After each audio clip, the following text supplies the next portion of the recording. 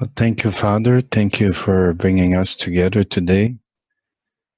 Thank you for these all these gifts that you have bestowed on each of us, this amazing personality and this revelation that let us know what this God-giving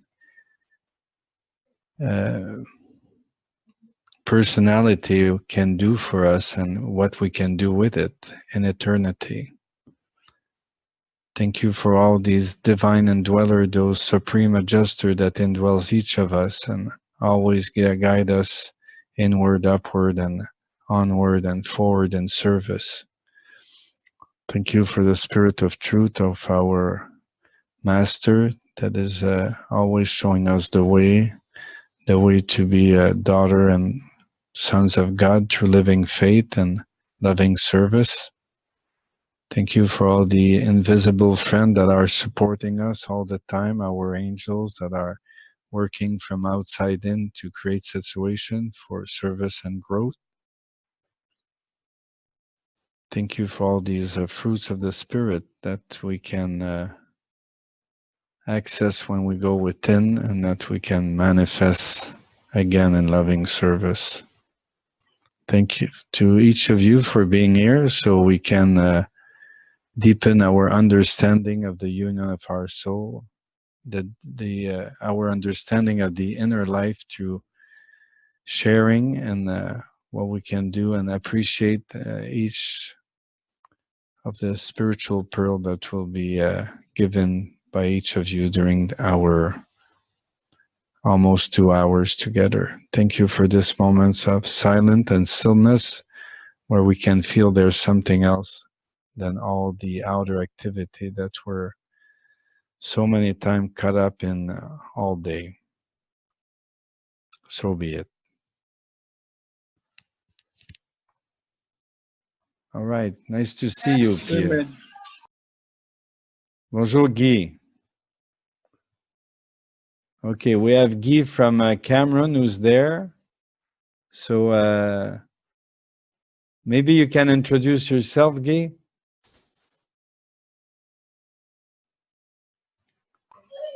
Hi, everyone. Hello. Guy Stéphane Niasse. Hello. Hi. Do you understand me? Yes. All right. Good to see you, Guy Stéphane. We have Louis. Louis, can we see you? Oh, no, he's in a public place, he said. He cannot talk. Well, it's good to see that you're here with us. And I know your brother very well. We roommate when we are in Chicago at the foundation. So thank you, Lucas, for being here. Samantha, Susan, Ed, Gilles, and Gaeta. So last week we spent some time in one of the essential element of the inner life, meaning going within and going inward and upward. We share about worship, and many of you have talked about the difficulty of quieting the mind so we can connect within. You know, there's a great quote in the Urantia Book right at the end of the book, and we can read it. Maybe if you have some comments on it, we can look at that. And at the same time, if you have any question about what we covered last week, we can start with that, and then we're going to get to the second part about going onward and forward. So in this quote, it says that the great challenge to modern man and woman is to achieve better communication with the divine monitor that dwells within the human mind.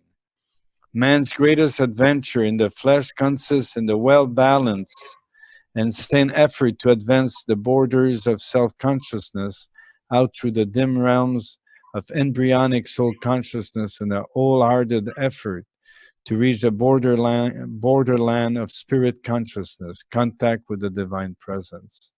Such an experience constitutes God's consciousness, an experience mightily confirmative of the pre-existent truth of the religious experience of knowing God. Such spirit consciousness is the equivalent of the knowledge of the actuality of sonship with God. So, Achieving better communication with our divine monitor is our great challenge and our greatest adventure in the flesh. So do you have any question about what we covered last week? Or any reflection? Gaëtan, Ed, you were there. Pius, Gilles? No, the only probably comments that I want to make is that the more and more different organizations are focusing on living the teaching to change to live the change that we want to see in the world. And I guess through going inward to meet with God is one way to express that truth in our life and to be a true influence while we walk along among others of our fellow human, to be that example that they so much talk about in the part of Jesus' life. And they even say that when Jesus walk again in the life of human of this world, will probably be the world will impress by the teaching of Jesus. So it's not about talking about Jesus that I get, is about living what he so eloquently taught us how to do. It seems like most of us Urantia Book reader, it's easier for us to talk about a book than to live the teaching. We always, most of the time, take the easy road. Of course, it's easy to use a book to try to convince others of what they should do in their life. But to be that change, I think is what is required of us. Thank you. And I think what you propose is what it does. Thank you, Gaëtan. Thank you. There's an interesting quote that we study this week. I don't have it handy, but it says that you can read and be impressed and have like intellectual impression, or you can bring it to another level and then it will be a little bit different. But they talk about that in the philosophy, religious philosophy, that there's 4 levels, and the last one is to dare and to act honestly, fearlessly, and to live the teaching. Ed, would you like to share something?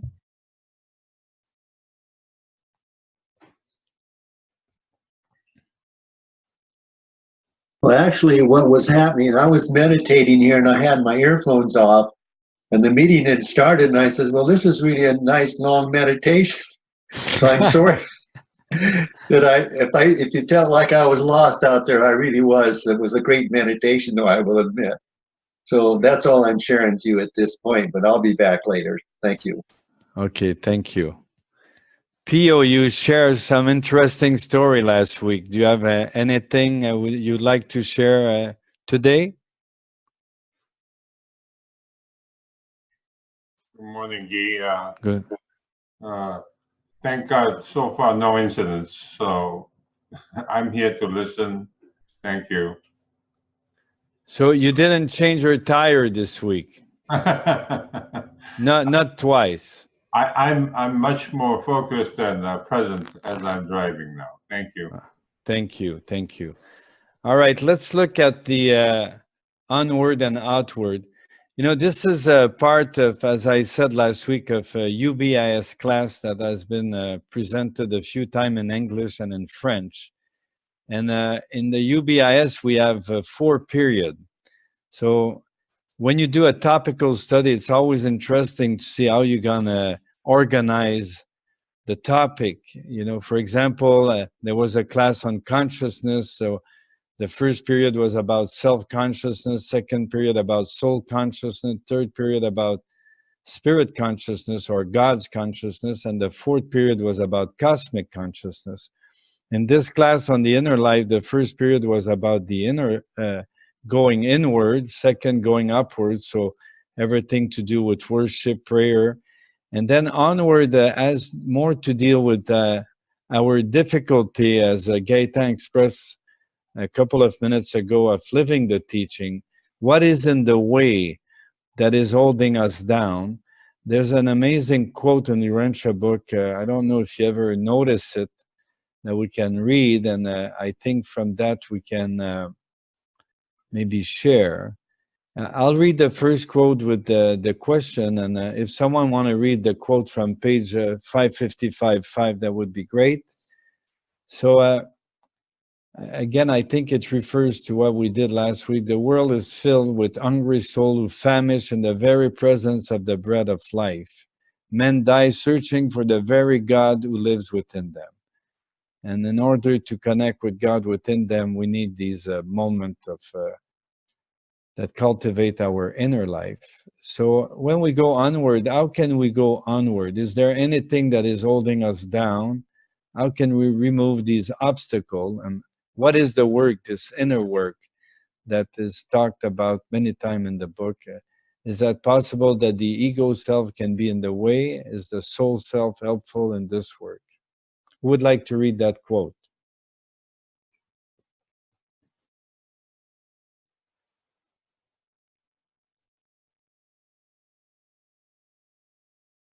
Shall I read it?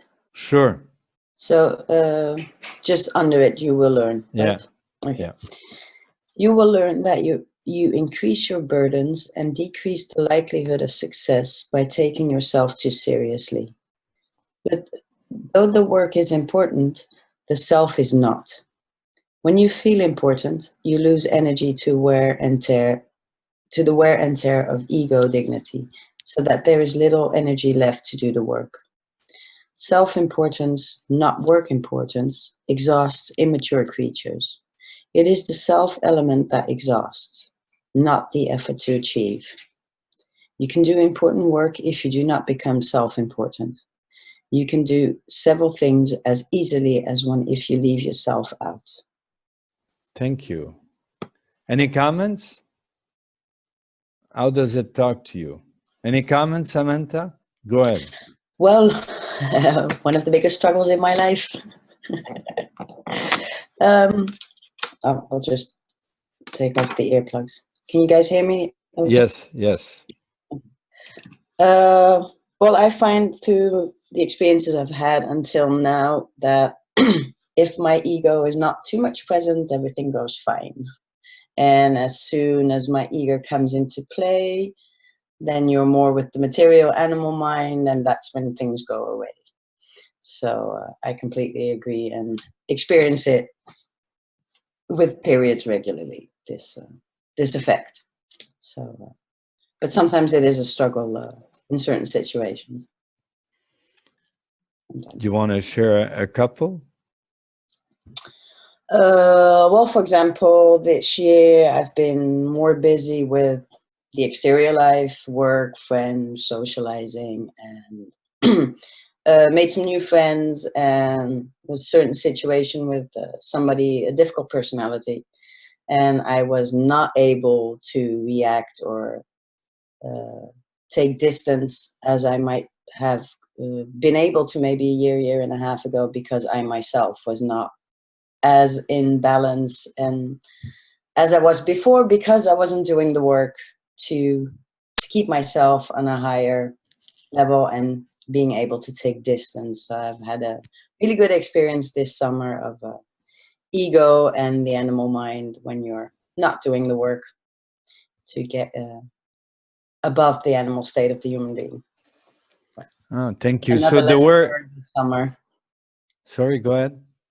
I said another lesson learned this summer. So is the work for you, what would be the work for you then? For me, is finding the balance between the spiritual life and everything else. It's up until now, it's been either I'm more busy with the spiritual life, but then I just work and just do that and not really, having another life next to it, or like I did this year, tending to go the other extreme, which unfortunately goes with my star sign as well, because I'm a Libra.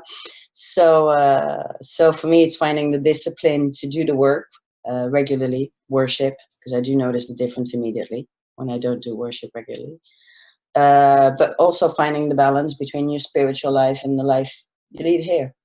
This is something, so it's the discipline of doing the worship and finding the balance between our earthly life and our spiritual life that I'm struggling with this last year. Okay, thank you. Anybody wants to share what this work is for them? Ed?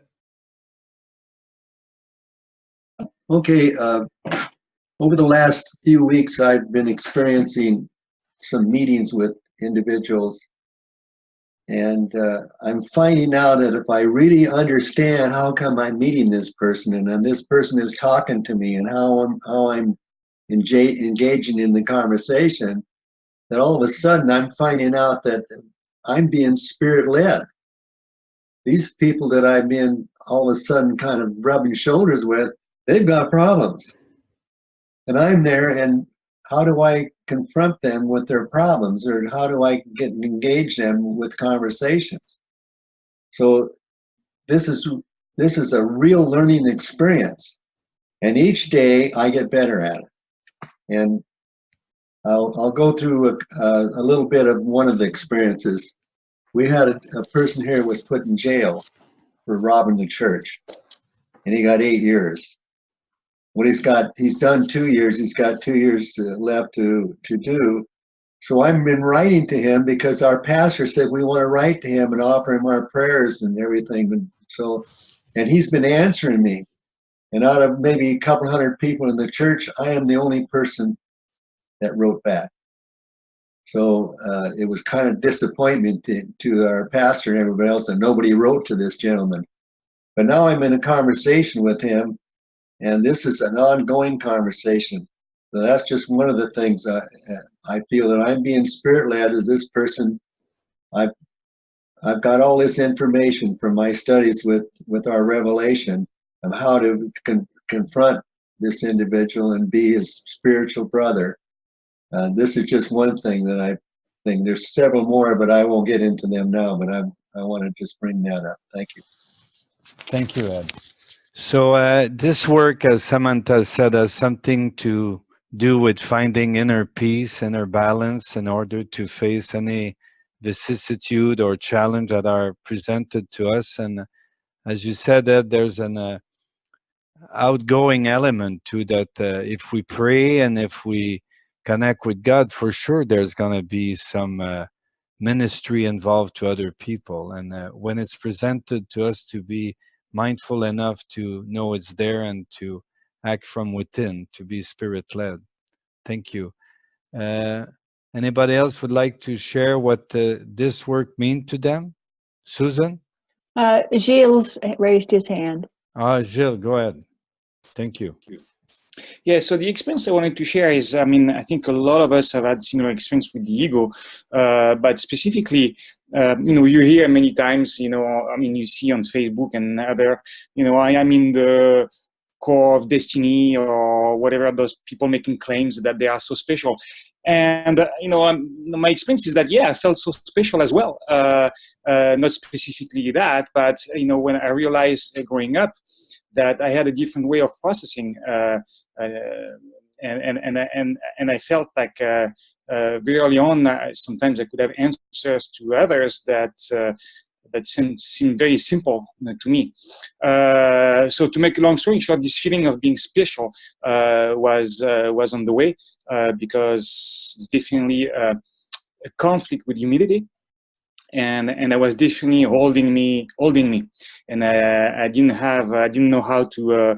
It was a fight, a constant struggle, and I think one of the things that happened to me a few years ago is to realize, I came to the realization that whatever good would come out of me would be from the source within. It's not me. It's the perfect source within, and I knew that for a long time. And there's a difference between knowing something and integrating something in your life. And I integrated through consciousness and what you call gratitude, being a state of thankfulness. So for practical purposes, if someone were to give me a compliment, instead of inflating my ego, go straight into a gratitude, or what you call maybe worship moment internally. And that has become a reflex naturally, not something that I've worked on, I have forced myself to do to get into that habit. It has, as I integrated that concept, it has become natural. And this is very important because there is, if you, I mean, I don't have the specific code, but in the Urantia book, there are some parts that say, you know, you should dare say that you know God, kind of thing, right? I'm not, yeah, I don't have the exact quote. But before that, because of that ego struggle, I wouldn't dare that. I would never say that. As a matter of fact, if I were to read the Urantia book, I would hide it. I would be very, very, because of that struggle. And when I went on the other side, you know, when I had that experience where then now that our ego was at least much less in the way, I felt more confident that I could safely come out and be bolder in my religious statement from a personal standpoint. So this is very fundamental. Now, I don't know if I have fully resolved the problem. I feel I still have internally some, how would you call that, tension, anxiety, or struggle, like for him, you know, like even something like, I'm not talking about the fear, but something that specifically, but like, for example, this morning in my quiet time, you know, I was like trying to push, like as we read this morning, the boundary towards the super consciousness, and trying to, you know, to be calm and at the idea that I could perhaps eventually get to a little glimpse of that, what that experience could be. Just the idea, I'm not saying that I had it, but just the idea of it, that creates something happen emotionally that I don't know what it is. Is it excitement? Is it enthusiasm? Is it anxiety? Is it fear? What is it? I don't know. But I was not able to sustain that thought in a super quiet moment, you know, like that super peace that you have sometimes, which I do experience sometimes, particularly when, you know, I am in that mode of I can come out and I connect with someone directly. There's a feeling, I'm sure many of you or all of you have had a similar feeling in that there's what I call the moment. You know, I am in that mode, and in that quiet time alone this morning, I did not quite have it. There is something on the way. So that's where I am at, bolder, but not quite there yet. Okay, very good. Thank you. Your enthusiasm is contagious. Well, Louis asked a question. Can anyone remind us of what the UB defines as ego? Obviously, with all the books around, example, the book of Eckhart Tolle and other, ego doesn't have a very good reputation.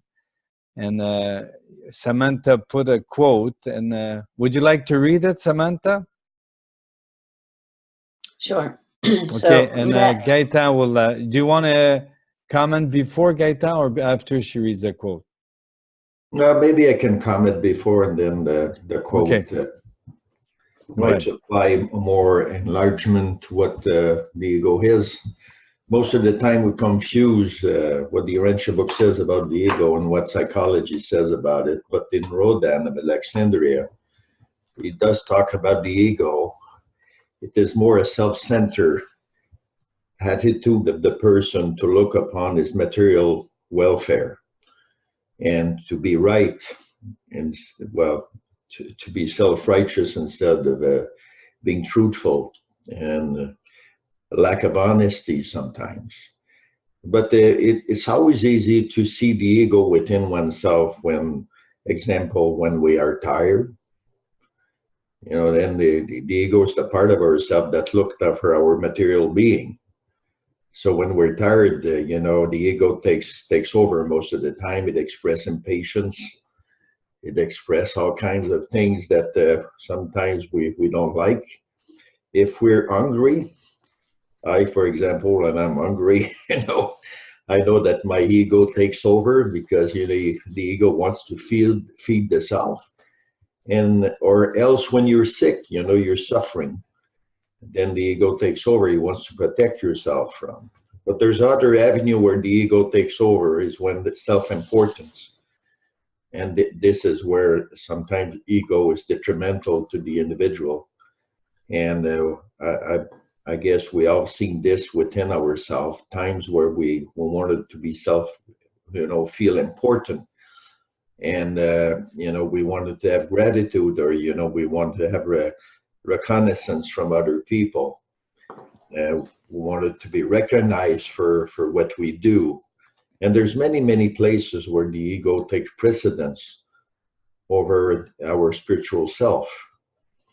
And then the Urantia book says, you know, talks about, you know, spiritual pride, which is, you know, it's conflicting with the material ego. How can an ego have spiritual pride? Well, I guess the ego sometimes might interfere because of our identity, where we put our identity in. But where I'm stuck, you know, most of the time about this idea about the ego is not I can recognize when my ego is taking over, like I'm hungry or I'm tired, or when someone might say something to me that is hurtful, then the ego wants to take over. It's easy then to recognize the place where the ego is. But when you're trying to do good, and you're trying to do the right thing, and you meditate, and you want to find the right balance, you know, the right thing to do, this is a little bit harder then to see those ideas that come up in the mind, which ones are part of the ego, which one are part of the spiritual self. Do we seek, you know, sometimes those ideas might come up, and we might question those ideas. Are they really the right idea, or is it my own ego that wants to take precedence, you know, that's suggesting, you know, is those ideas are coming from my material mind, or is it coming from God? It's you know, this is where your quotes that you took at the beginning, you know, the great challenge of human being is to, you know, to be in more contact with the thought adjuster.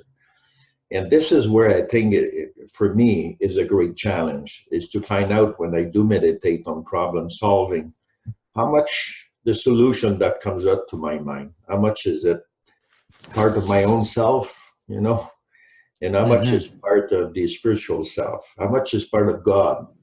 Of course, I'm not going to say everything that comes to my mind looks good is part of God, because that might be deceiving. You know, I might, you know, that's a dangerous ground there, you know, for thinking that I'm more in touch with God than I am in touch with myself. So, and, you know, so it's like it says, you know, you need to have a good physical balance in your world, a good intellectual balance, and a good spiritual balance.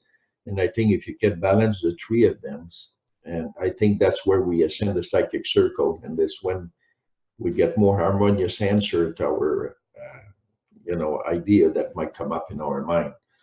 Most of the time we use meditation to find solution to life problem.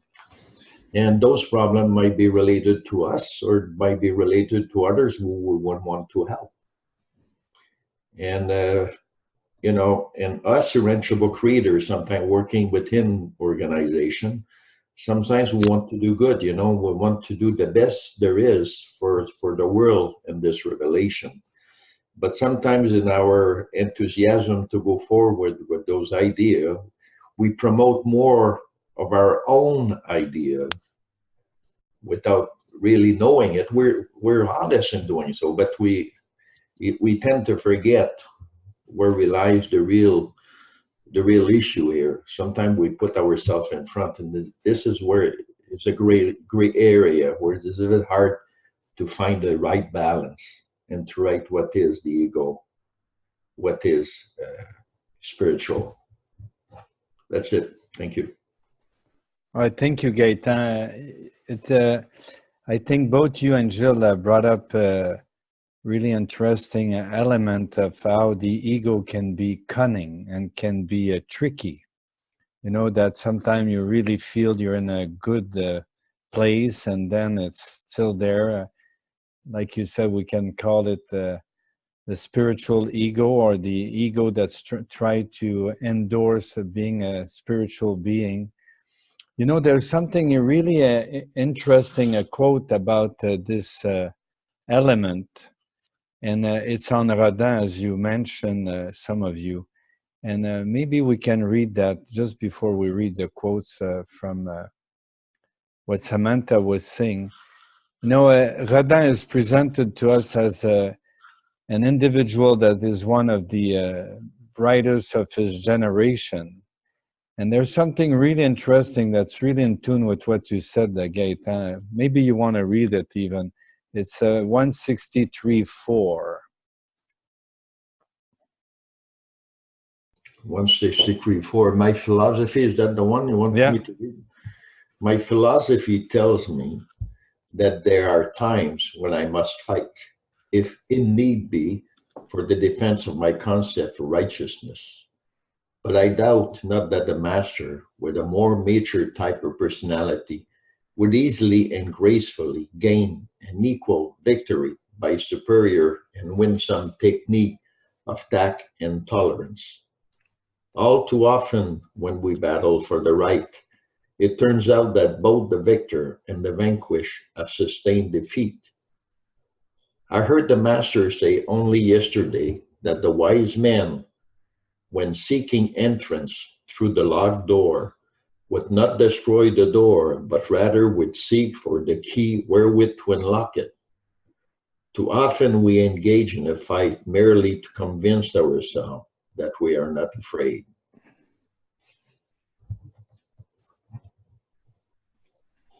That's pretty powerful coming from a wise man. Well, as you, Gilles, mentioned earlier, it talks about pride, and now we're dealing with fear. And those are two big obstacles to not only our inner life, but to our growth. Gilles brought up that one of the ways to overcome pride is by being grateful and have maybe cultivate that attitude of gratitude when something is recognized and giving it back to God. I've been practicing that for many years, and it really works to be grateful that we are and that we're capable of doing what we're doing and that we're doing it with God. We're not doing it alone. That's a pretty good way to do it. Let's see, Samantha, you want to read that those two quotes about the ego? Those are in paper 103. They're on the left. If you put the chat on, you're going to see the quotes. Yeah. They will be on the right. Okay. So the first one is, man tends to identify the urge to be self-serving with his ego, himself. In contrast, he is inclined to identify the will to be altruistic with some influence outside himself, God. The atmosphere of the communion provides a refreshing and comforting period of truce in the conflict of the self-seeking ego with the altruistic urge of the dwelling spirit monitor. And this is the prelude to true worship, the practice of the presence of God, which eventuates in the emergence of the brotherhood of men. Very good. Thank you. Any comments?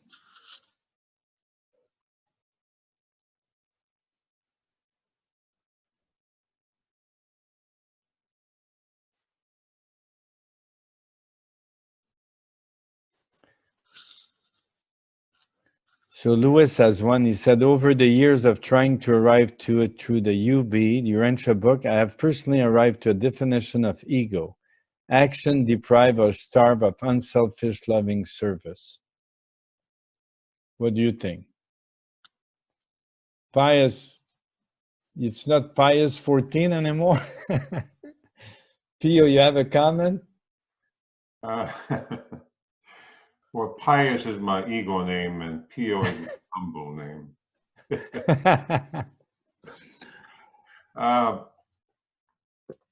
Ego, I think, I hate to bring up, politics, but a good example of an ego is what's going on in the United States now with Donald Trump. That is, you can see his mind moving so fast and his mouth blabbing, and he's the leader of my country, and that's ego at work in a grand scale. And if he took a time out and joined a communion like this on a workshop, and totally immerse himself, we may see a different man. Example number one. Number two, God would not have given us mind and personality for a purpose, but at the same time, I believe ego is a necessary evil sometimes, because besides being tactful and diplomatic, you do need to fight sometimes, and you need that ego factor. But as long as they say in the old saying that if you know you're being fooled, you're not being fooled. So as long as you're not being fooled by the ego, and as Samantha's quotation says, via communion, and I think that's what Jesus was trying to teach us, that no man is an island, and being in constant service, put the ego aside, and being in constant loving service would be, besides meditation and worship, would be a venue to overcome your ego and achieve what God meant for you to be perfect as He is perfect. Comprends? Okay, can you read that quote, Pio? That was very good. Thank you. You know, I think it was part of some of the question about the uncertainties of life and the vicissitude of existence. So let's read number 8.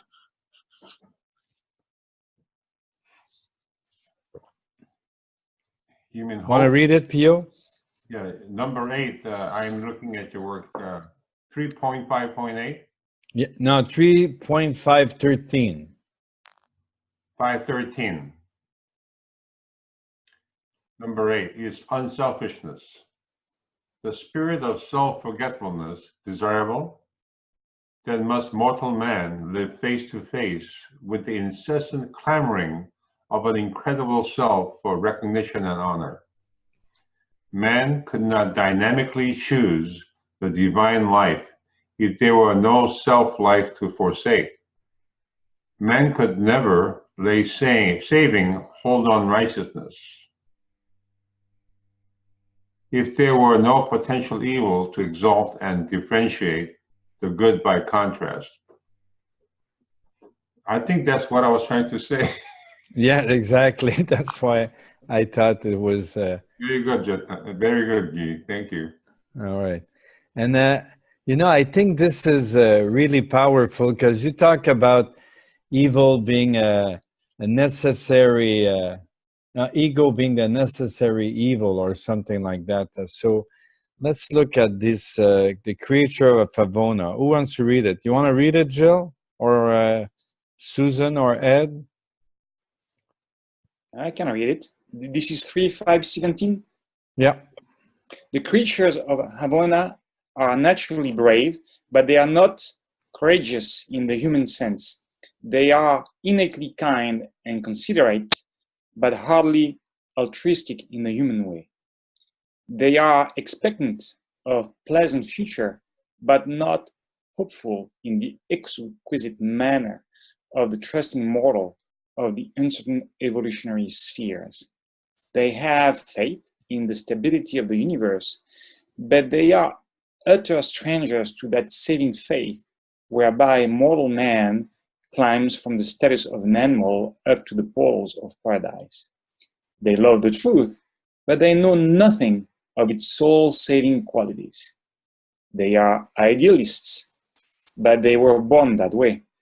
They are wholly ignorant of the ecstasy of becoming such an exhilarating choice. They are loyal, but they have never experienced the thrill of wholehearted and intelligent devotion to duty in the face of temptation to default. They are unselfish, but they never gain such levels of experience by the magnificent conquest of a belligerent self. They enjoy pleasure, but they do not comprehend the sweetness of the pleasure escape from the pain potential. Thank you. Any comments, Jill? Well, it's the value of experience. And those who don't have it seems to how you say it, to wish it. They wish they had it, and that's what we're bringing to the table. And I'm personally glad that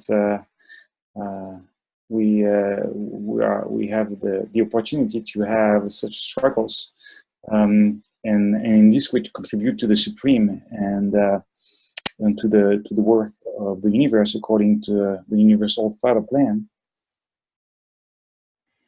Thank you. How does it talk to you, all of you? A magnificent conquest of a belligerent self. You know, obviously in the States and Canada and in Europe, we don't have that, but just in case you know someone, does it mean something to you? Magnificent conquest of the belligerent self. That's pretty powerful, no? Well, I would say it's for all of us. You know, Yeah, we all have a belligerent self, you know, and I think we won't get over it for a long time. You know, there's always part of that self that wants recognition, and they want to be recognized as such. So it's going to be, you know, if we're going to learn wisdom through experience, you know, till we get perfect, just to envision the word perfection, you know, if we could really understand what perfection is like, well, we would already be there. Our view of perfection is relative to where we are. And, you know, there's a long way ahead before we get to paradise. So we need, you know, imagine will take that long before we get rid of all that belligerent self and get to be perfect. So that's my thought. Thank you. You know, Lucas offered a quote, "The ego is the self clamoring for recognition and honor." Lucas, you want to comment on that? We've just read the quotation. It was a good one, in tune with what we're talking about. Mm-hmm. Okay. I agree. Well, I feel I have this belligerent self, of course. Sometimes more than others.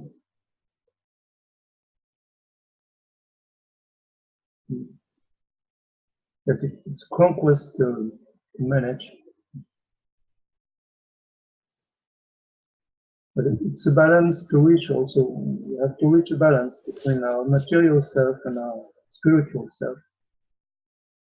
As you said, we have to reach this balance between the material, the spiritual, the intellectual levels of our personality.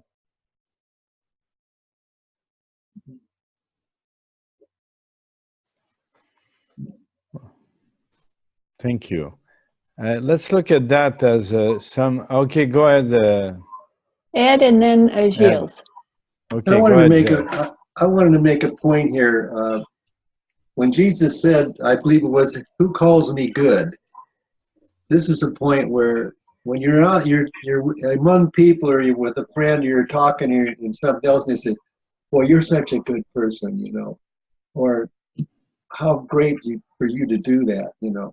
And these are always destructive for me, and I've always never really figured out how. And I'm not going to be like Jesus, say, "Don't call me good. It's only the Father in heaven is good." But it's a point where it happens when you're in service, when people build you up, and if you take this wrong, you're going to be building your ego up. Because I'm such a good person to be doing this, and I don't like anytime anybody says, "Well, you're so good because you do this." I wonder if anybody has any points on that. Yeah, that's a good point. What do you do when someone gives you a compliment? You know, you can allow them to give you a compliment. So I think Gilles and Susan. Yeah. So what I wanted to say is that the universal Father is absolute. So anything that he thinks, he does, every single decision is for the well-being of everybody and everything in the whole universe. It's like a master optimization plan, right? algorithm, absolute, from the whole entire past, eternal past and eternal future. So, and the thought adjuster comes from the universal Father. He is absolute. We have absoluteness within us. This is not like, I mean, if you ponder that, this is huge. And when I think about, trying to, okay, what is the will of the Father, right? And I'm trying to, scratch my head, what does it mean to me? Is I'm trying to think, what would it mean what would my life mean from that purpose of absoluteness? And in that effort, I'm trying to think in terms of how is my life integrated to the whole, and what is its role in the whole scheme. And in that search, I'm thinking in terms of, what is the thing that I can do on a daily basis that is best for the entire universe. And as I struggle through that, which obviously is a big undertaking, well, when I think along those lines, I don't feed the ego, and the ego starves, doesn't have oxygen to burn, and in my sense, it's part of the process, at least in my personal experience, my endeavors to try to line up with this absoluteness in me, and naturally in that process, again, the ego gets stifled. Thank you, Gilles. That's really good. Susan? Okay, well, I've got several things, but in answer to Ed's question about compliments, I read someplace a long time ago that when somebody gives you a compliment, think of it as they're giving you a gift. They're giving you a gift, and when you get a gift, you just acknowledge it, and so basically you just say thank you, and then you develop the positive reaction pattern, or the highest reaction pattern that you can, on what you're going to do with that compliment. So anyway, so that's always worked for me. You just say thank you, and I don't make a big deal out of it, because otherwise I'm just feeding my ego. And then I wanted to, one of those other tips that Gaetan was talking earlier about, the ego rises up, when we're tired and hungry and those types of things. And somebody told me a while ago, a couple of years ago, that just think of HALT whenever you get riled up about something, and HALT is an acronym that stands for, if you're hungry, the HALT, hungry, angry, lonely, or tired. And I probably add an S to that after Gaetan talked about, or sick. So make it HALT. And that's been very helpful to me to try and stop. But recently I really got a huge lesson in the ego, because I got so far away from my daily routines that I just got totally stuck in the material plane, and everything started bothering me. And oh my goodness, that's just such a terrible place to be. And then any little thing that somebody says, the ego can, once it gets fed, it just becomes bigger than life, and every little thing can be blown out of proportion and create a big mess. A big mess, yes. So one of the things that I came out of it with is that, if the response is that, these are all opportunities. Chris Wood said in the workshop a couple weeks ago that the angels are always presenting us with the same, opportunities that are the same issue over and over again to help us build better response habits. And so even when you're building a habit, you also have the other side of it. So once you get the right reaction, then you need to continue to practice it until it becomes an automatic response. So you look over your life and see, all these same situations happening over and over again, you go, oh my gosh, you know, it must be really dense.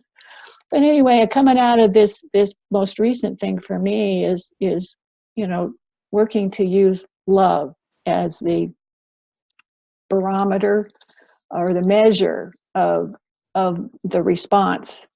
And you know, if I can stop and take time to think about it, you know, if the response doesn't contain love, then it's not coming from the spirit level, because God's the source of that love.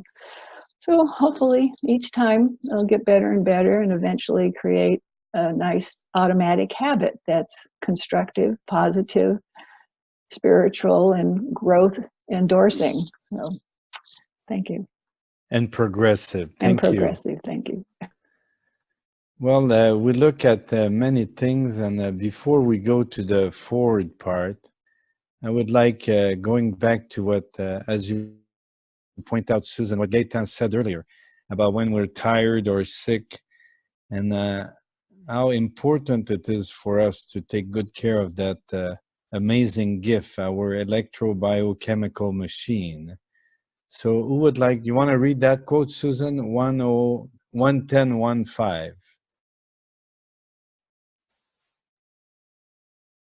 You're on mute. You're on mute.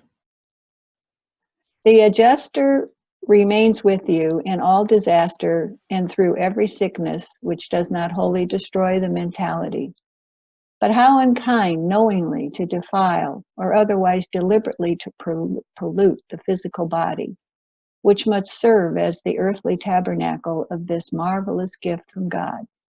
All physical poisons greatly retard the efforts of the adjuster to exalt the material mind, while the mental poisons of fear, anger, envy, jealousy, suspicion, and intolerance likewise tremendously interfere with the spiritual progress of the evolving soul. Thank you. Any comments?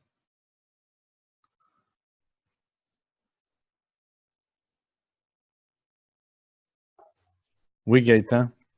I would add something to relate to the ego. What feeds the ego? Sometimes it's ego feeds on emotion.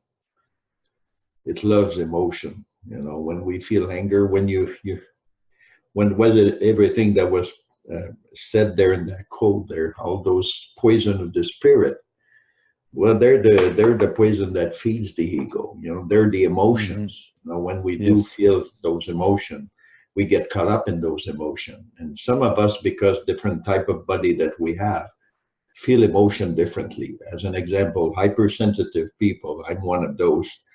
Emotions are felt at different scale than regular people. You know, if I feel anger, well, I have to be very careful, because those emotions will carry on to my life for days sometimes. You know, I don't say I feel anger for 3-4 days, but some emotion, it's like a hangover from you know, having drank too much. You know, you feel, and that's the trouble that the ego causes us. And when we feel like this, it's hard then to go back to that area where we feel connected with God, because our body is not harmoniously, you know, chemically in harmony. So this is how important it is to take care of the body. You know, sometimes be careful of our emotion, be watchful if we provoke emotion, you know, to be sure that those emotions might be spiritual emotion. There are such thing as spiritual emotion, you know, but we're closer to the physical emotion, the body emotion, like anger, jealousy, envy, and all those. So it's a good marker to know when the ego surface and what to do about it when we feel these things. You know, what practice can we engage to when we feel. I wish there would be a pill that we could take, you know, or a needle, you know, you just inject something and it would relieve you of this after effect of those emotions. Anti-ego pill. But there's no such thing. On the pill, it will be written alt. Yeah. Okay. Thank you, Gaetan. Samantha, Pio, and Susan. Yeah, I was just going to comment on what Gaeta and Susan said. Well, the book says we're lazy, so that's why we'd love a pill. Unfortunately, we have to do the work, which is the most difficult part of it. And yeah, the funny thing is, because for me it comes back to this summer, because that quote just sums up my life this summer, unfortunately. But the funny thing is that once you're in that circle of emotion and everything, you become, it's a vicious circle, because the thing is you become more and more emotional, you become more stressed, more insecure about yourself, even though your mind, the superconscious knows that it's just ridiculous, but your animal side takes such control. And it's a strange thing, because even reading the Urantia book, having had the experience of being more balanced and more in charge and everything, it's once you're in there, it's a very difficult cycle to break. And that's when, unfortunately, the really hard work comes in. But yeah, it's a very strange thing, because it just keeps feeding. That's the hard part. And then you realize how present the material mind is actually, because we've got moments in life where we go, oh, I think, I'm not bad. I'm going, or at least I'm stable. And then something happens, and oh, well, okay, not there yet. More work to do, which is quite disappointing. But yeah, well, it's the vicissitudes of life, and that's how we learn. But it's still can be shocking and amazing at times to realize that. Thank you. It's a big spiral down, as you said. Pio?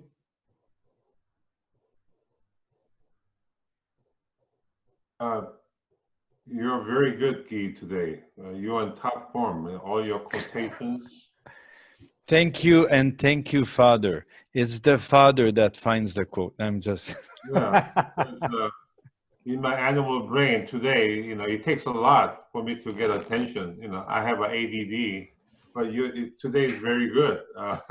And the quotation about the Havana creatures, and the book says, those dummies up there, they're so idealistic and beautiful and so loyal, but they do not know the temptation of rebelling. And, is saying that we are the lucky ones, despite all our pain and suffering. So I'm getting a very good boost today. Thank you with that quotation. And Susan's halt, all this is a very good tool in this communion right now. But case in point is, besides the tire anger over the cucumber, as you remember, I wanted to share with you, with my brothers and sisters, how subject to our ego and biochemical animal body.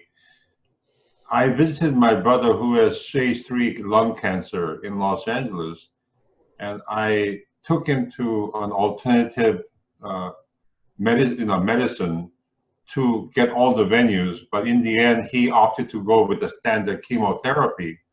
But at the same time, I saw what my brother was going through, so I decided to take that and the alternative medicine method, and I was detoxing myself. I'm a creature of the Woodstock generation, so you can imagine what I went through. I'm a chemical baby, you name it, I did it.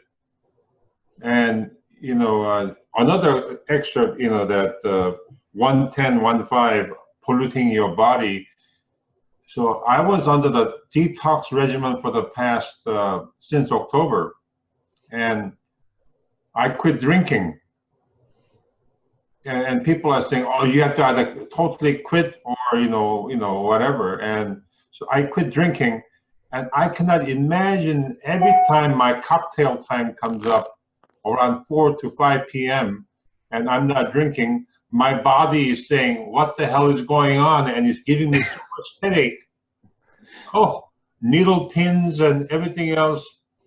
And I'm eating this vegetable, which I thought is, this is for cows. I'm chewing kale. My poo-poo looks green. It's disgusting. First 2 weeks, I'm a monster. You know, it's like, you know, Dr. Jekyll and Mr. Hyde, but you're looking at I have a long way to go in terms of pollution, okay?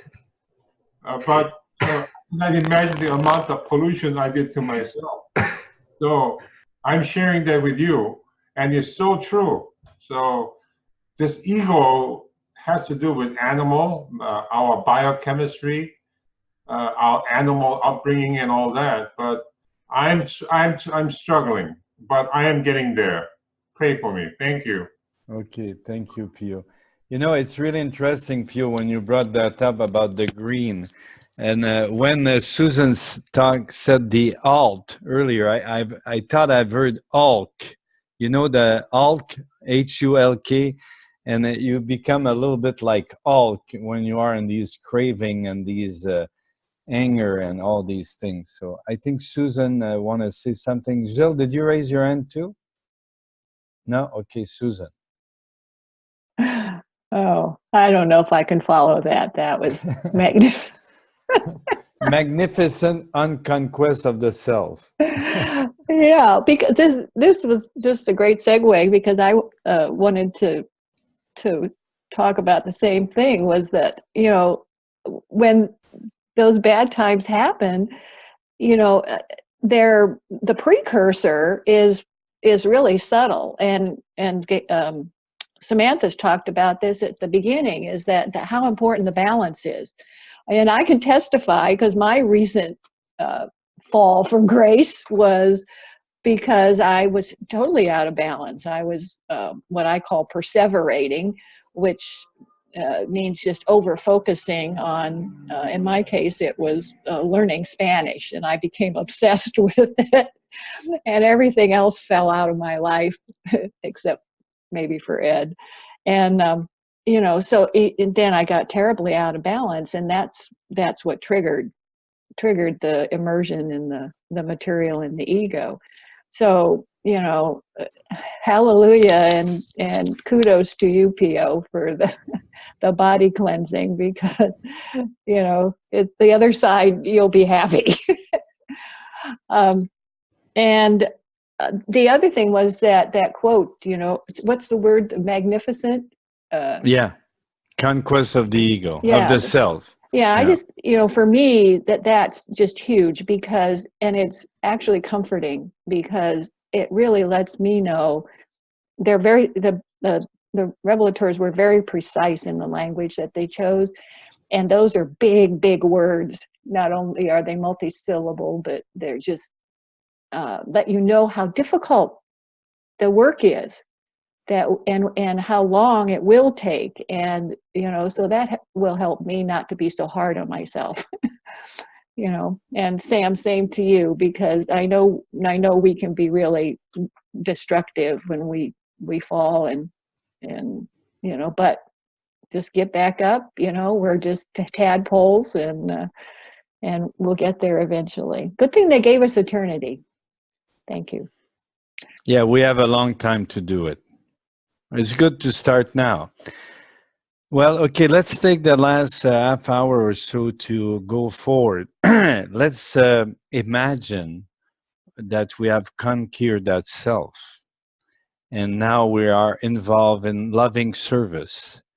So let's read a few things here. So maybe you want to read that, the vicissitude of life necessary for our growth, indeed, and all these things. So how can we give back that we have so abundantly received? How can we serve? How can we improve our way of serving?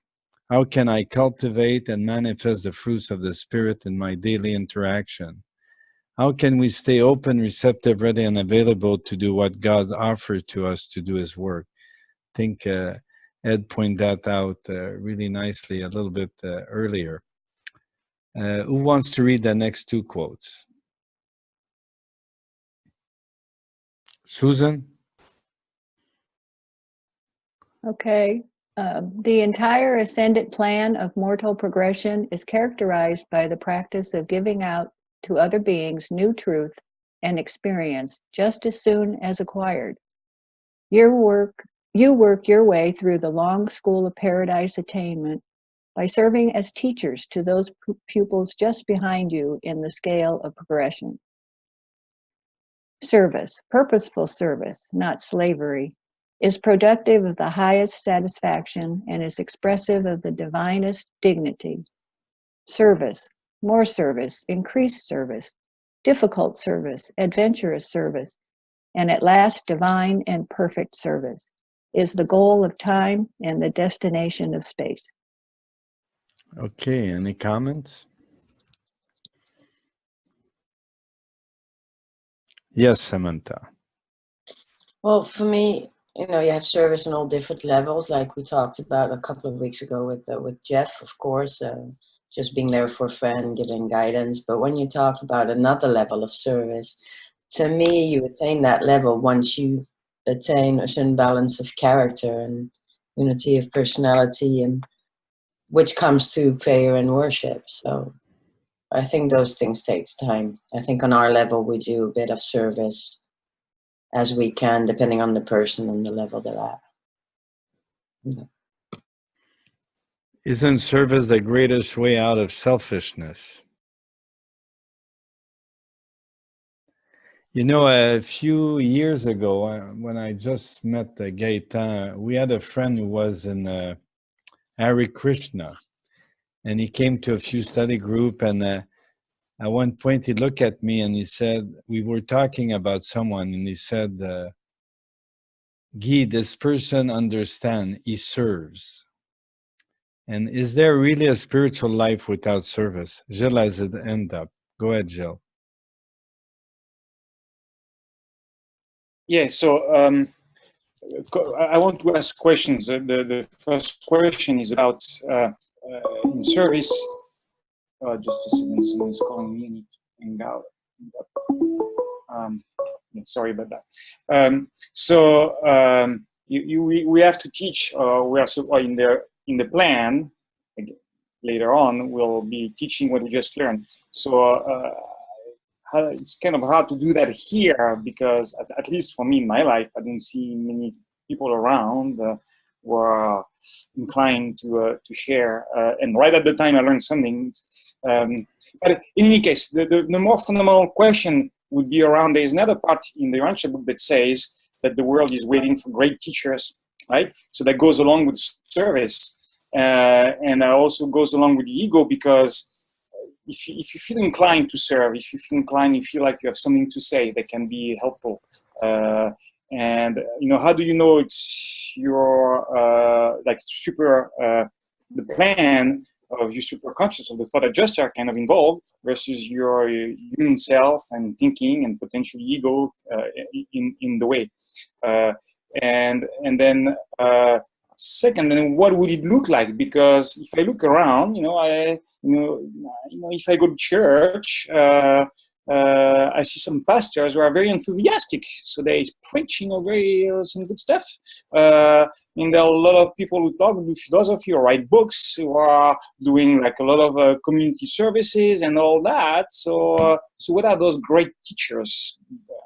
What are they going to be doing so differently? Right? So bringing the question, how do we go about, finding our way in that process for ourselves, with the perfect plan that is custom for us from the thought adjuster, and finding our way through getting the ego and the human stuff out of the way and raising up to the superconscious level. So I don't know if it's making sense, but that's what I have to say about it and ask. Okay, thanks, Gilles. Pio?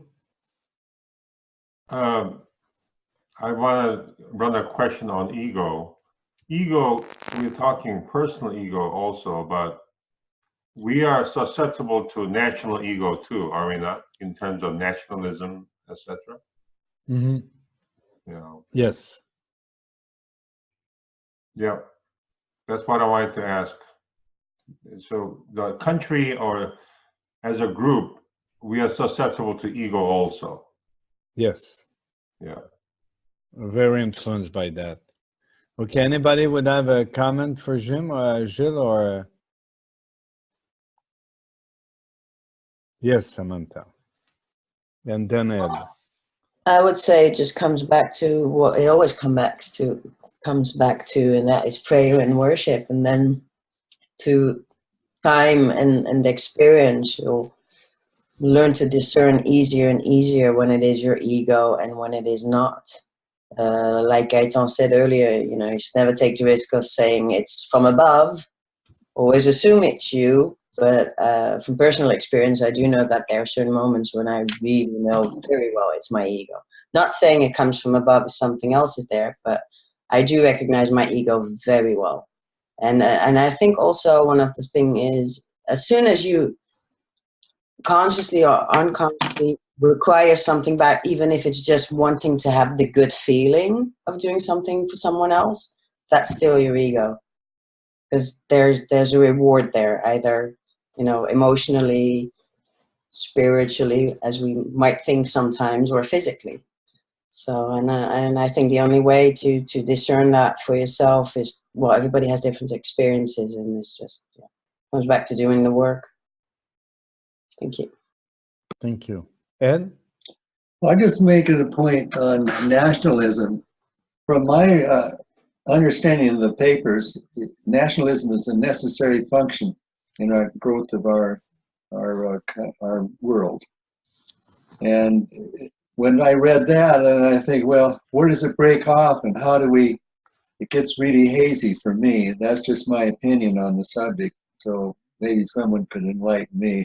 Thank you. Thank you, Ed. Gaëtan? Well, I'd like to share two things. One about selfishness. Many years ago, in fact, in 1968, I read a book, was called The Art of Living. It's still published somewhere. I lent my copy, lost it, but I wish I could read it again. And in it, the author, which made a lot of study about love, said there's no such love devoid of a small part of self-recognition, of ego part in it. He says no matter how we live, there's always a very, very small part in that. And in my mind, I was arguing with him, for years.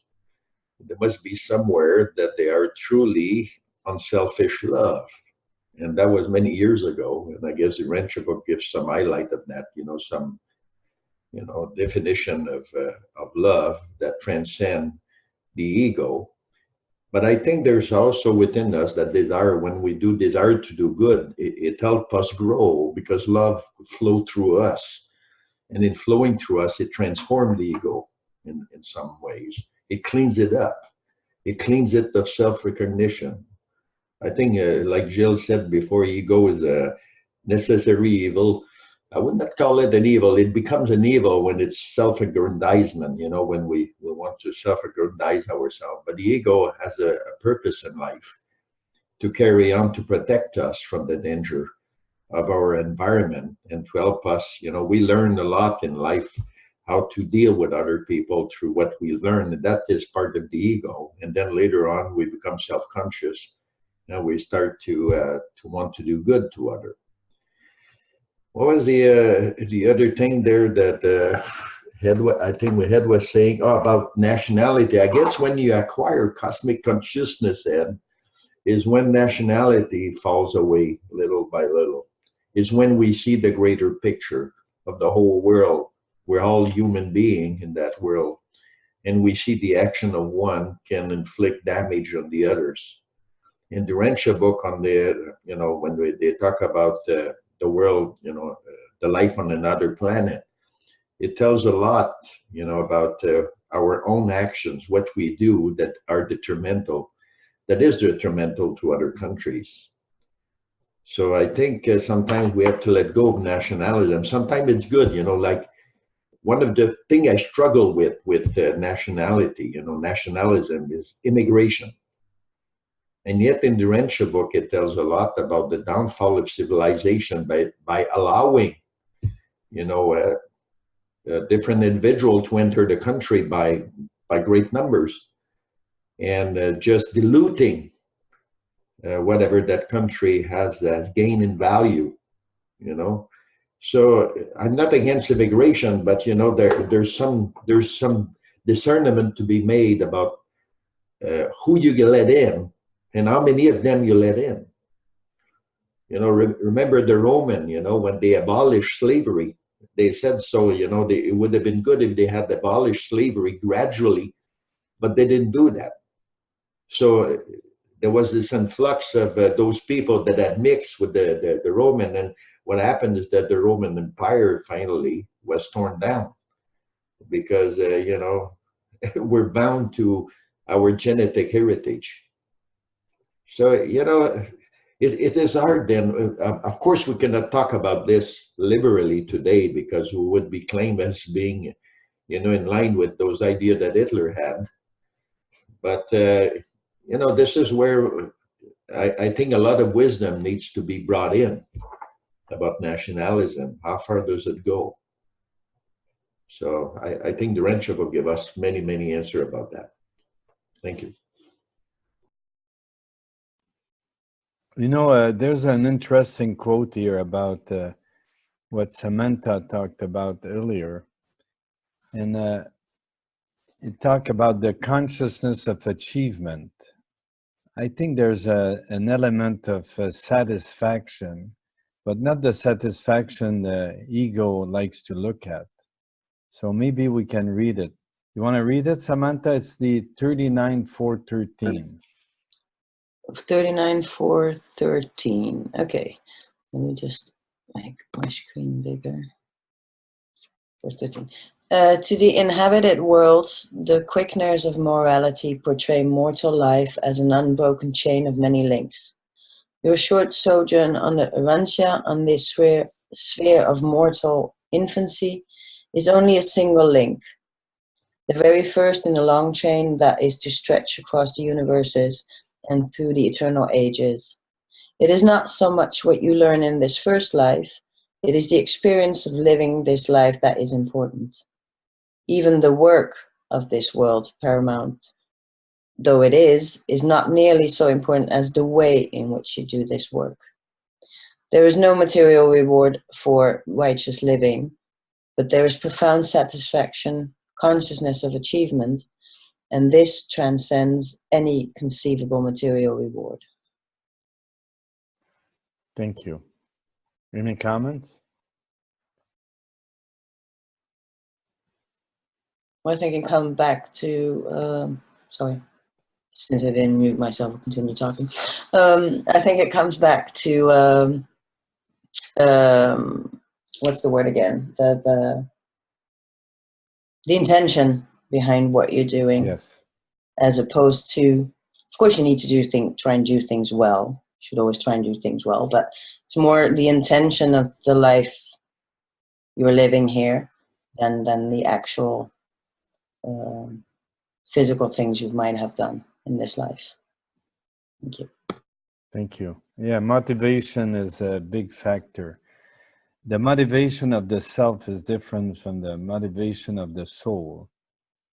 You know, when you feel you're lacking something, you try to fulfill it. When you feel void within, and you try to fill it with something from the outside. But when you come from inside out, this is quite different because you're filled before you do anything.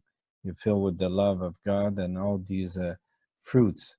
I think Susan want to point out that our friend Louis has brought up a few good elements. Do you want to comment on that, Susan, or read a few? Sure. Luis, you've made some good comments here.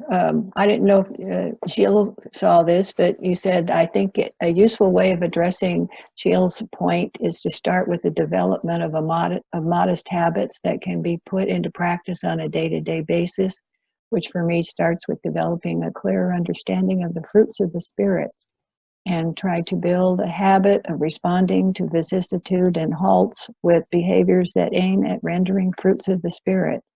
But first, we really need to deepen our understanding and experience of what they are, what they mean, and what value they foster for growth.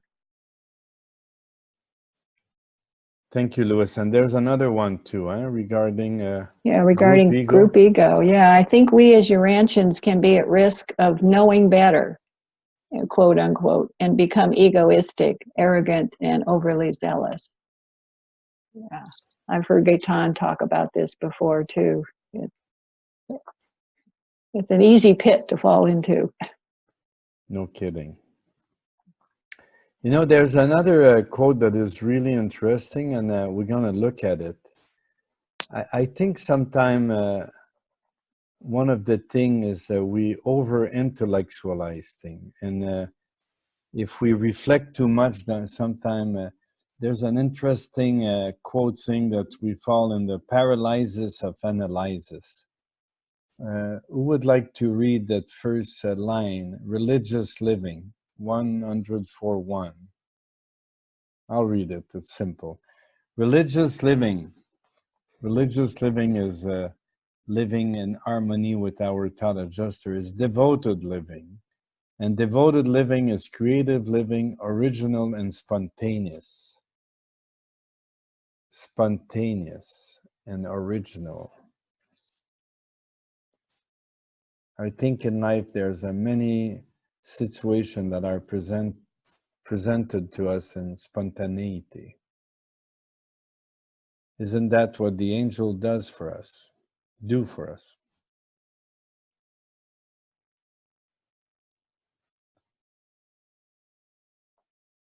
Susan? What? Oh, no, I thought you want to speak. Sorry No. about that.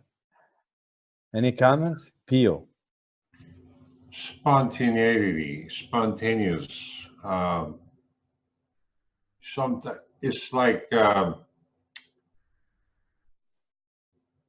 when I'm a lousy golfer, and one of those few occasions I go out on my first tee, you know, and then says, oh my God, I gotta really, what if I slice, or what if I hook, you know, and all that. And I'm very self-conscious about people watching me in the bag, and you want to look good. And on one of those few occasions when I don't even think, I says, what the hell? And then without thinking, I just am hitting, and it's going straight down, you know, 250 yards and whatnot. The more you think of your actions, the less you become spontaneous, I think. So I think it's a very, very important word, that it's okay. So on a group get together, when you dance, when people are dancing, what if I go out and ask somebody to dance and I get refused or something like that, and I'll be so humiliated. Or when you're up there, I have to really be conscious about not stepping on her toes and everything else. But when you're really enjoying the environment and you go in there, I got a compliment that in 2005, I don't even remember, but some lady at the conference in Chicago said I was a great dancer, and I just found out last month. So, so don't think too much. Don't think too much into it, but be spontaneous in your worship and in your action. And that's what I wanted to share. It's good word. Again, good work. Thank you, Pio. Gilles? Yes, I would have to agree that some of the greatest moments probably happen in the fire of the action. You know, it happens just like that, and you have to be in that mode where you are in tune.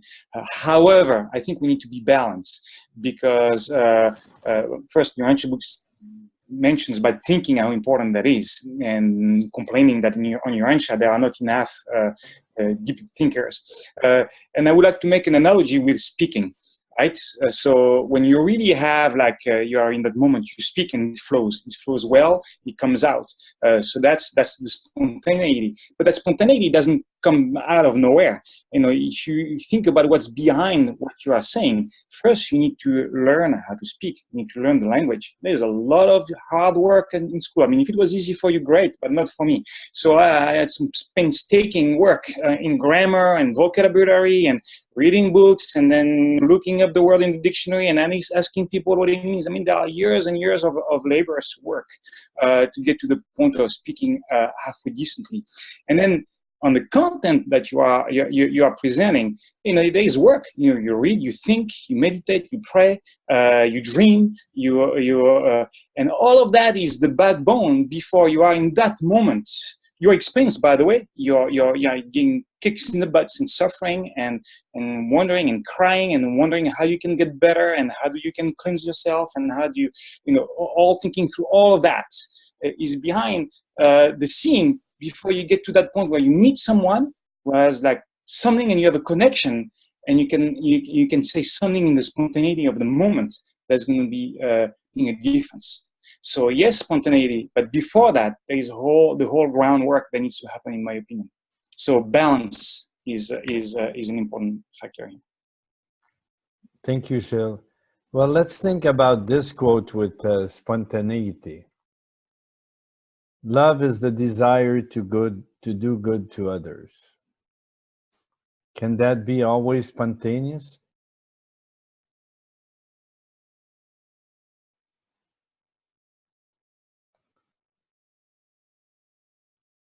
Gaëtan? I don't know if it can always be spontaneous, but sometimes, spontaneity can come from idea that sprout in the mind. They're spontaneous, and you think about something you could do to help others. I have those sometimes. I think about people for some reason, they just come up in my mind, and I say, well, maybe I need to do something for this person. And I think this is spontaneity in wanting to do something good for others, which is born by love towards others. Some other times we might be going on the street and someone, is asking for help or money or whatever, and we can, give right away without thinking about it. Just say, it's like an habit. Or other times we need to think about it. Should I give? Well, this is not spontaneity then, because I don't think it is, because we're thinking about what we should do. And there are other things that through habits we acquire, and we might call them spontaneity, like we go around like Jesus did. He was always doing good as he walked by. Are we such person? So I think spontaneity comes also from the environment in which we live. Things come up that are occasion for us to manifest the fruit of the Spirit. Do we manifest that spontaneously, or do we have to think about what should I do now? And maybe we need to think about those. Sometimes I remember a few times. I had to go through those experiences, and I thought about them. I had to settle them in my mind once and for all.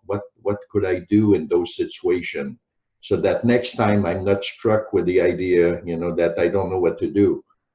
So then when they come up the next time, spontaneously, wherever we are, we act without thinking, because we have already made that deep decision within ourselves.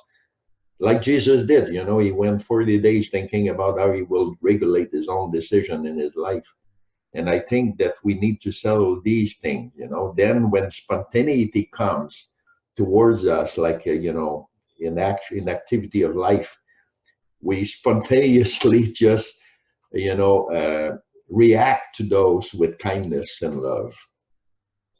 But that's true exercise. That's true sometimes having think about those situations and decided in advance how we're going to react, So that's how I try to help myself go through this situation in life, in answering without, no regret, but knowing I'm doing good without thinking about it, without foremention, whatever. Thank you. Thank you. Well, like many other words in the Urantia book, it's good to go back to sometime the dictionary and look at the definition, because some words sometimes have different connotation. And when we go back to, as Susan pointed out, a lot of these words have been carefully chosen. And when we look back, for example, Lucas is asking, is spontaneity means to act quickly? I don't think it is that. It means to be there in the moment, and we are able to supply or, be give what is requested, or, you know, and I think this these three elements that the Melchizedek share, that devoted living is creative, it's original, creative, and spontaneous. It's a pretty interesting thing to reflect on that. Samantha? Well, in answering the question of Lucas, I think it all depends also spontaneous. I think the meaning changes with a level of maturity as well. You know, if you're a bit childish or childlike, not very mature, you can be spontaneous, but without the wisdom, you might make a stupid decision or spend money on something that you're not supposed to. That could be spontaneous, but not in a mature sense of the word. But you can also have a spontaneous idea of wanting, like seeing somebody on the street and wanting to help them cross the street, or maybe doing something for a friend that is not well and having a spontaneous idea of booking a flight for a weekend and say, hey, let's get out of here, which is also a form of... So I think the sense of the word of spontaneity also changes with the level of maturity and level of service in that sense. And I do feel that, coming back to your question about love, as the book says, it's not important to love everyone, but to try and love at least one person. I don't remember the time frame, but that is, when you get to that level where you start to love someone, I think that's spontaneous, but you have to make the effort before to get to know someone. Before you are able to love them, you need to know, you know, ask the questions, know their history, their experiences, so you can, you know, have empathy and understanding, and from there, then love can grow. So those are my answers. 2 questions. Thank you. Thank you. Gilles, Louis has given a really good definition of spontaneous, and you'll see there, it point out what you said, Samantha. There can be spontaneity coming from an impulse, and this impulse can be animal impulse, and it can be controlled and directed internally. Though that's really interesting. Pio, you want to say something? Gilles, you had your hand up? Yeah, I was thinking about lowering it. I think people have said what I wanted to say. See if I can be very quick. Lust is definitely spontaneous. Love, maybe less at first, but I think it's, with what I said earlier, in my view at least, love will manifest more as you have done that groundwork, because we need to fight also that selfishness, that ego, and all that is on the way, and that requires work. And then love will be more spontaneous. At least that's the way I view it. Thank you, Gilles. Pio? I was thinking about Gilles' comment earlier, than, you know, what he just brought up. Spontaneity, of course, is an impulse, but you do need the discipline of, you know, discipline of training, study, and whatnot.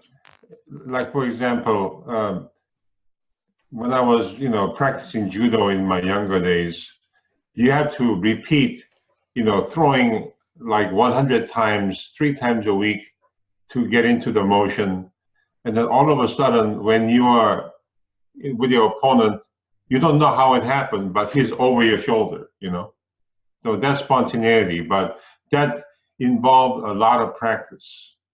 Like, for example, I decided to learn guitar at this late age. And so, but I really, it was one of my bucket lists, so I made a custom guitar for a year, and I'm practicing and practicing and practicing now to play at the next international conference. No, that's a joke. But as I was doing the Django progression, you know, in my ear at first it's like really bad, but last night, with my dogs on my side, the progression sounded pretty good because of practice. And then the practice makes perfect. In repetition, there's virtue. So as Gilles, I agree with Gilles that love is an instinct, it's an innate gift, but, you know, you have to have practice, study, and think, and, you know, you have to work at it, and it'll come. Thank you. Thank you. Thank you, Pio. You know, we all know Richard Keeler, and he came to me one day and said, practice make perfect. Bullshit.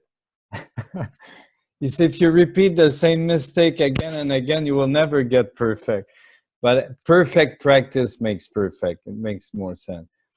Well, we're coming to the end. You know, I just want to share with you something, and I really appreciate everything that you share over the last 2 hours. And I think we can practice to become spontaneous. It is very true. And I really appreciate what you said, Samantha, that we can be wisely spontaneous.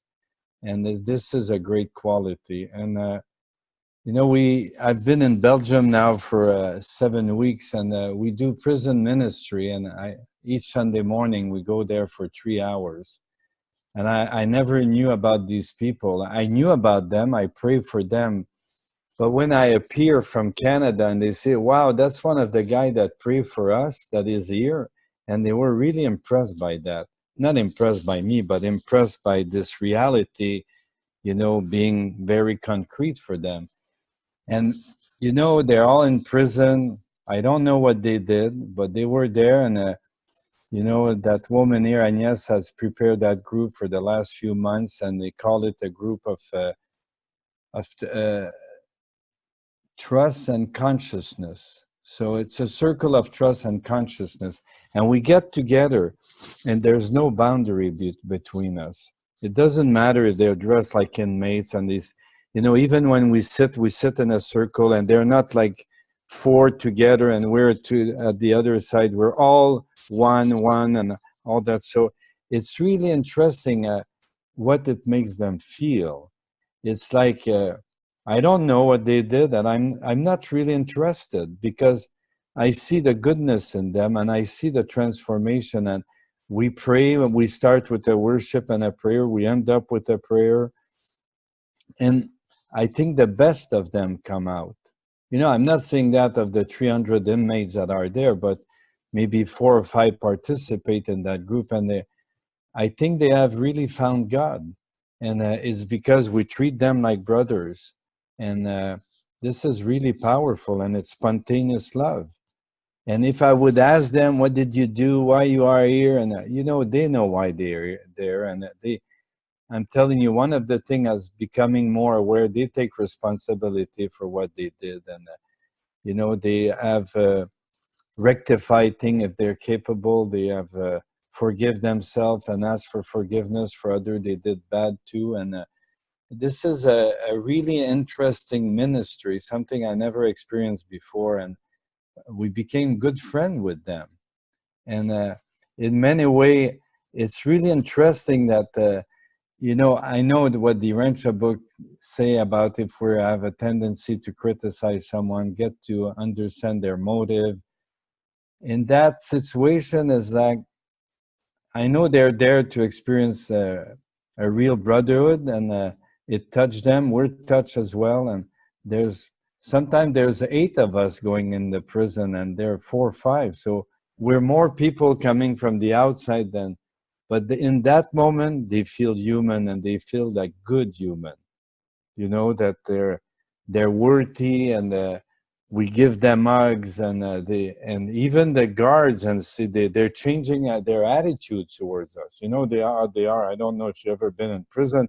At the beginning, they were a little hard with us. They were even making it difficult for us to come in, but now it's really smooth, and all of us benefit from it. It's pretty amazing. Okay. Do you have any final comment, especially on those last 2 sessions? Anything that you would like to share? And if the inner life is a little bit clearer for you, and the value of having an inner life? Oui, Gaëtan. Yes, Gaëtan. And then Samantha. I'd like to say it's one area that I really like, inner life. And I think we need to promote more of these talks within the Urantia Book readers community. And it helps people get out of the intellectuality of the book itself, to make those teaching more like dynamic living teaching than just, you know, static living. And I think a lot of us are going with static truth in our mind. These truths need to come alive. And by these talk that you just did for the last 2 weeks, they've been promoting that dynamic living. And a lot of people are, I think we're confused about what's the difference between the teaching and living the teaching. You know, what's the difference? And it comes from the inner life. When we understand what inner life is about, share that life with God. How do we share that life with God? People need to go back to that rendezvous with God every morning to make this an habit. You know, we need to have in our own life, spiritual practice. And it becomes as an economy to our life, you know, where the more we do it, the better we get at it. And the better we get at it, the better we are as human beings. So thank you for having focused this group on this aspect of our life. It's something that should be repeated in many conferences. We should be more devoted to those aspects of inner life, of how we can transform ourselves, instead of just focusing on the book itself.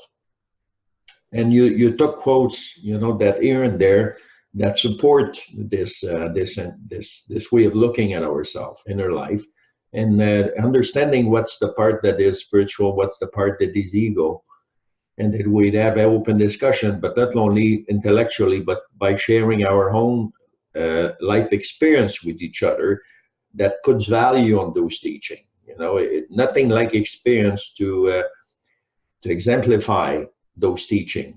They're more digestible. You know, when I see someone that shares an experience, then I understand what that means. And they're more understandable to me and more accessible also to my own mind, my own spirit. So thank you. Thank you, Gaeta. And thank to everyone that shared their own experience. Yeah. It's great. Thank you for sharing all your inner life. Okay, I think Samantha? Well, first of all, Guy, I'd like to thank you for your service and the work you've done here. It's been 2 great workshops, and I totally agree with what Guy says. This is very important. We always talk about sharing, but this is true sharing.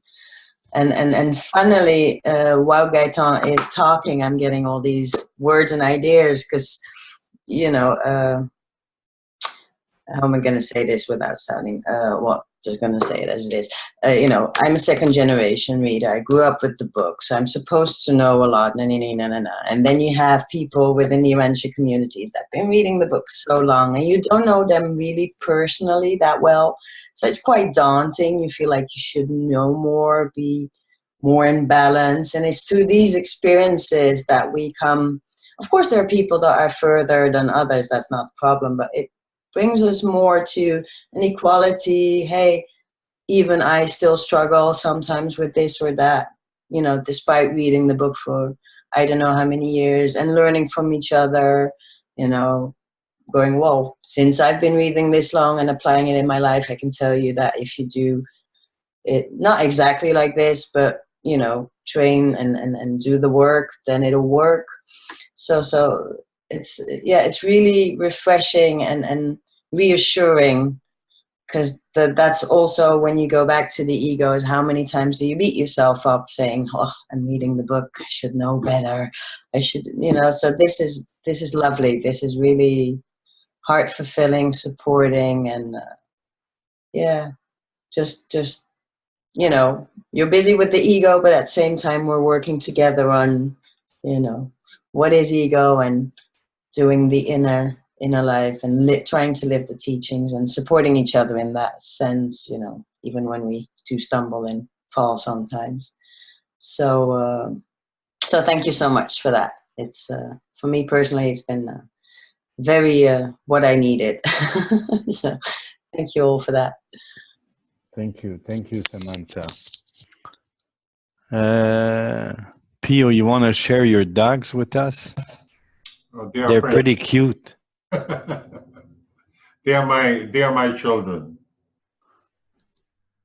Thank you so much, Guy. On behalf of Elmo Tequila and Lucy Margarita, I wish you all a happy holidays and Merry Christmas, Joa Noel. Thank you, Pio. Thank Ed? you. Thank you, everyone. Is this the last session? Samantha, one more? This is the last session that you're doing, Guy. Yeah. I think, but there's one next week. We have the last one for this year. Then there'll be holidays, and we'll start again next year. All right, thank But you. we'll send the email out with more information. Thank you. Thank you for doing all that. Ed, do you have a comment? I was just thanking everyone for letting me be involved in this great sessions too. Very, very enlightening. Tell me, I just can't. I go on for hours after these sessions thinking about what people have said. So I don't want you to think it just comes through and floats out into the netherland. Thank you. Well, you were a great example of good worship earlier. Well, thank you. You fall out of this session. That's pretty good. Very good. Okay, Susan and then Pio again. Oh, well, just thank you. And what a wonderful group of people. It's just very, very stimulating, and I really appreciate it. Thank you. You're welcome. Gilles? Pio, go ahead. Sorry, Pio. Yeah. No, it was just a motion, not at all. And Okay. thank you, Ed, for your golf tip. Well, I'm giving a golf lesson right after this meeting, so hopefully I'll give what I'll preach what I'm telling you. Okay. Gilles? Yeah, just echoing what Susan was saying, I appreciate very much those meetings in general. Thanks, Guy, for your sessions, for coordinating them, and I look forward to the next ones. I'm afraid I will be missing the next one, though I will try if I can to squeeze in an year, but I may not be able to. But definitely next year if I can. From France next year. Thank you again. Okay, merci Gilles. Lucas, Louis, you want to say something, a word, before we close the session? Lucas. This is Lucas. Thank you. Yes, thank you very much. I hope to be there next Monday, Saturday. Okay, thank you, Louis, for your comments. Yeah. Okay, thank you, Louis. So, Louis, say thank you again, everyone, for making these 2 hours of my day and week so enriching and insightful. I take away valuable learnings and reflection that I will try to put to work in my daily life, starting now. No, I have that. Okay, so listen, I have an offer to you. This is a class that been on the UBIS, and I did that with Gaëtan. He took 2 of these classes and he used them in his study group, and he told me it was really good. So if you are in a study group and you would like to deepen that topic of the inner life, I can send the old class to Samantha and you can use it. It's when people prepare, when they come to a study group, it makes a huge difference in your study group. And I have it in French as well. Tu veux partager ton expérience? Oui, go ahead, Gaëtan. Well, one thing I can say, it's regretful that there's not more people joining these sessions. They would probably benefit as we benefited. And of course, those sessions done in the spirit of a study group are great. You know, they're great because they already worked through, you know. So we did try these a few times in our study group. We used to do 1 or 2 a year. And everybody said it was great because it was a good way of learning the teaching of the Urantia Book. I don't have your presentation in English, Guy, but if you do send it to me, I'll make it available to other people. Okay, sure. I think it's a great topic. It's 4 period. We go inward and there's good reflection. There's question, but people don't need to answer the question. They're more like reflection. And when you come together, it's pretty interesting. Everybody has something to give back. And we really experience a deepening of the union of our soul. I'm putting my email address there. And if you want the course, let me know. Samantha, do you want me to send it to you? Okay, I'll send it to Samantha and you, Gaetan, both in English Yes, and please. French. And Yes, then, great. okay, I'll send it to the ones present here. okay. All right. Well, God thank you bless so you. much again, guys. Happy Happy holidays. holidays. Bye-bye. Exactly. I was going to say Happy that. Those holiday, were- everybody. Thank you. Happy holiday, God everyone. bless you. Bye.